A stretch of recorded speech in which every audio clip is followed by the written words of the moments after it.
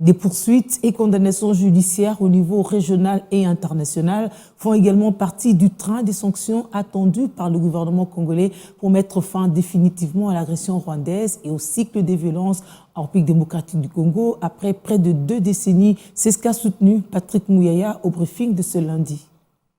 Pourquoi il y a des cycles de violence à répétition à l'est de la RDC? Parce qu'il y a justement l'impunité. C'est les mêmes qui sont recyclés, qui sont hébergés dans des pays voisins, on les garde.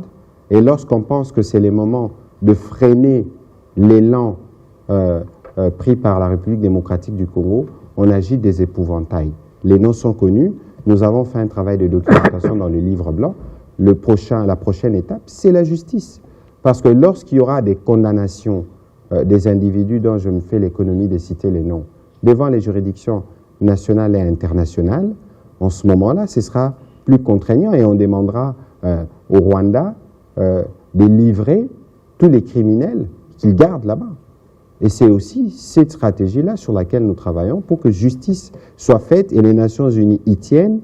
Le président de la République l'a dit à Genève, il y a un besoin fort de justice pour garantir le retour et la stabilité à l'est de la RDC. Sur la question de frontières, cette situation pénalise malheureusement ou a des répercussions sur l'activité économique. Je rappelle que la frontière RDC-Rwanda, c'est l'une des frontières les plus fréquentées au monde. Et si nous décidons de fermer la frontière, on a réduit les heures, donc l'activité a été réduite. Mais si nous décidons de fermer totalement, il y aura beaucoup de préjudices de part et d'autre parce que les populations sont dans une situation de dépendance. Que par le passé, quelle que soit la nature de nos rapports au niveau politique, mais les populations qui n'ont rien à voir avec l'esprit belliqueux du président Kagame continuent à commercer avec les Congolais. Et donc, il y a cet aspect qui a été prise en compte et qui est toujours prise en compte dans tout ce que nous faisons parce qu'au bout du compte, il y aura un moment où cette crise passera parce que c'est même l'essence de notre adhésion à la communauté de l'Afrique de l'Est.